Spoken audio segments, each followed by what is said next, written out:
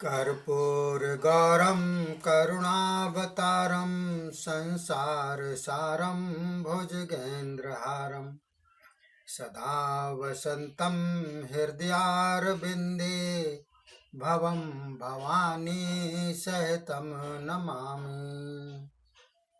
बोलिए शंकर भगवान की जय। बोलिए शिव महापुराण की जय।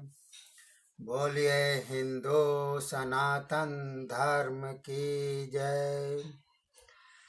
देखिए साथियों, शिव महापुराण का ये 12वां अध्याय चल रहा है, जिसके अंतर्गत कुमार चरित्र एवं देवताओं की स्तुति के बारे में बतलाया गया है। तो ब्रह्मा जी बोले, हे नारद जी। उसके बाद विष्णु आदि देवता कुमार जी की स्तुति करने लगे। देवताओं ने कहा, हे जगत के पालने वाले दीनबंधु गुह देव, हम सब आपको प्रणाम करते हैं।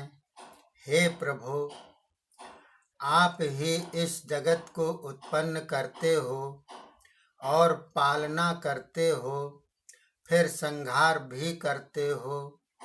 देवताओं की रक्षा करने वाले आप हो।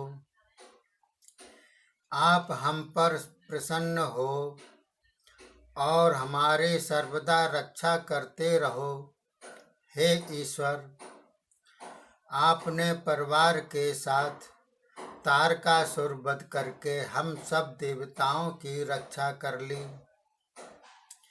हमें इस संकट से छुड़ा दिया। ब्रह्मा जी बोले, हे नारद जी। तब देवताओं की स्तुति से प्रसन्न होकर स्वामी कार्तिकेय जी ने विष्णु आदि सब देवताओं को वर दिए। फिर पर्वतों को देखकर उन पर प्रसन्न होते हुए बोले, हे पर्वतों, तपस्वी ज्ञानी पुरुष सर्वदा तुम्हारी पूजा एवं सेवा करेंगे। हमारे नाना हिमाचल जी तपस्वियों को शीघ्र फल देने वाले होंगे।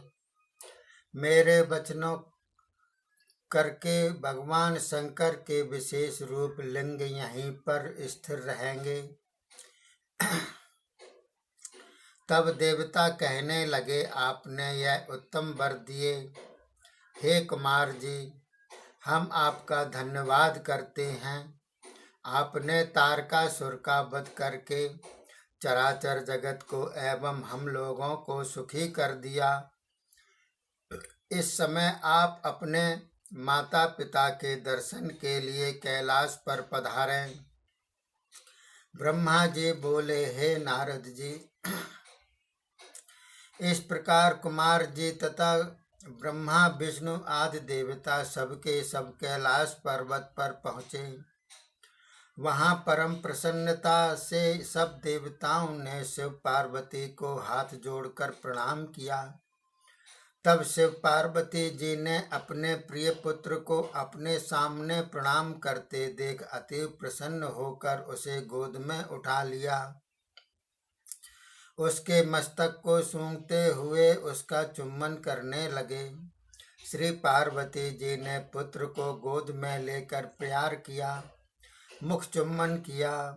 तब तो देवगण आनंद पूर्वक उत्सव करने लगे। चारों ओर जय जयकार तथा नमः नमः के ध्वनि गूंज उठी। देवता गण शिव की स्तुति करने लगे। देवता बोले, हे देवादिदेव, भक्तों को अभय दान देने वाले महादेव, आप अद्भुत लीलाएं करते हैं। अपनी लीलाओं के द्वारा भक्तों को अपार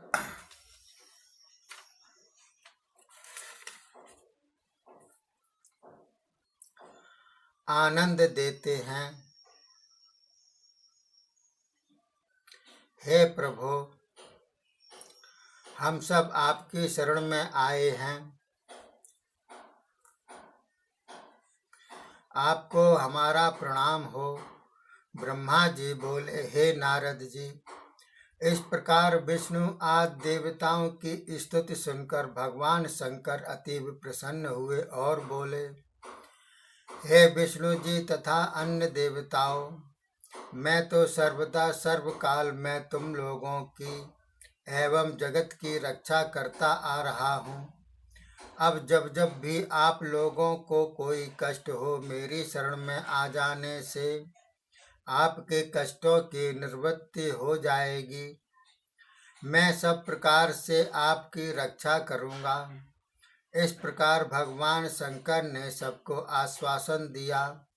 तब सभी देवता सदाशिव तथा पार्वती एवं स्कंद को प्रणाम करके जय जयकार करते हुए अपने अपने लोकों को चले गए। भगवान शंकर प्रिय पुत्र स्कंद जी तथा श्री पार्वती जी के साथ कैलाश पर्वत पर आनंद पूर्वक रहने लगे।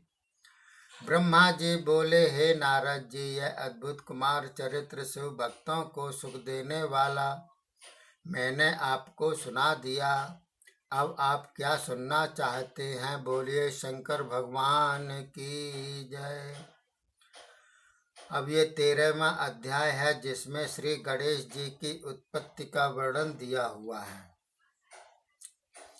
तो सूत जी बोले, हे शौनक आदि ऋषिगण, इस प्रकार तारकासुर वध सुनकर नारद जी ने ब्रह्मा जी से पूछा, हे पितामह, आपके मुखार बिंद से प्रकट हुआ परम अद्भुत कुमार चरित्र रूप अमृत मैंने पान किया।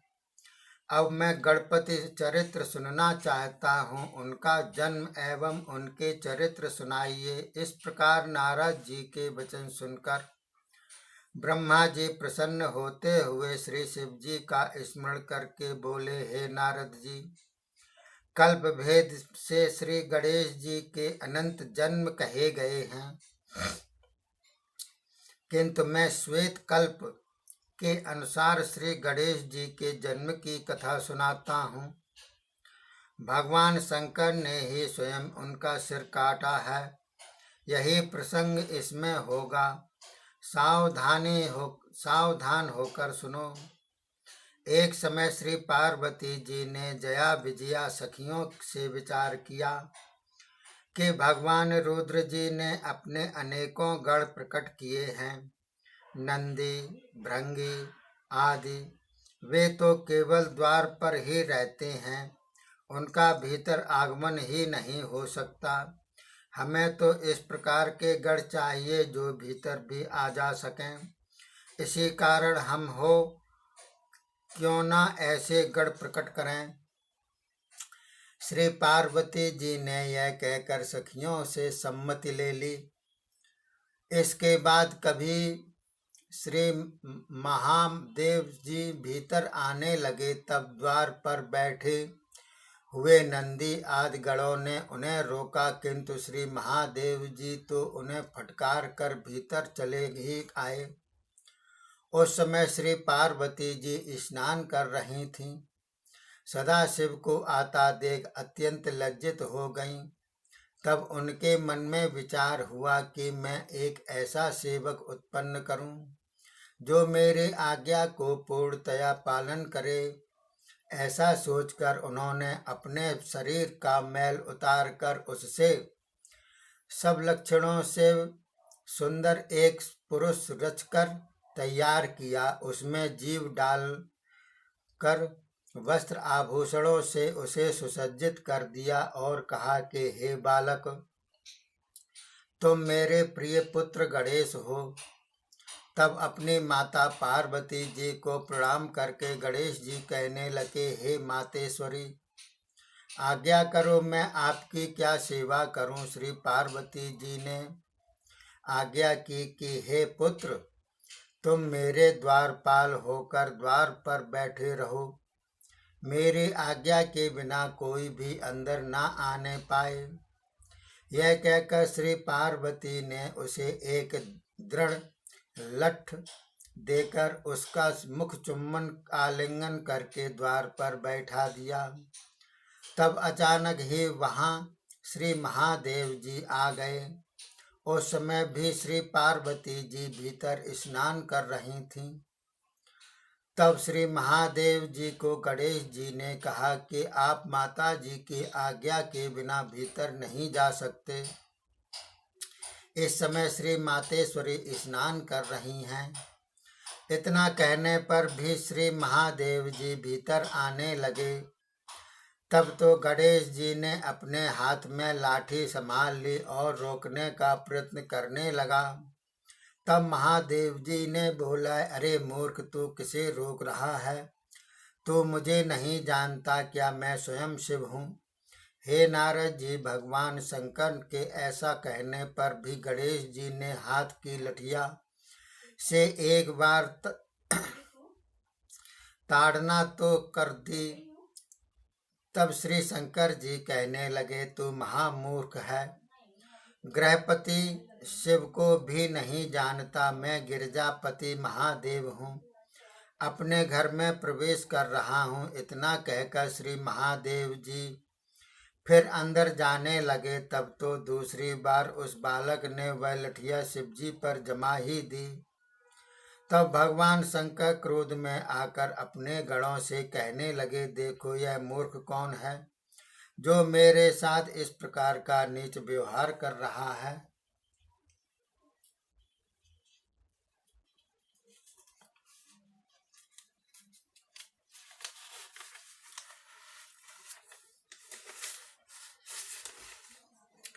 बोलिए शंकर भगवान की जय। बोलिए शिव महापुराण की जय। ये अध्याय समाप्त होता है। इसमें 14वां अध्याय आगे दिया जाएगा, जिसमें श्री गणेशपति का श्री पार्वती जी की आज्ञा से महादेव जी को रोकना लिखा हुआ है।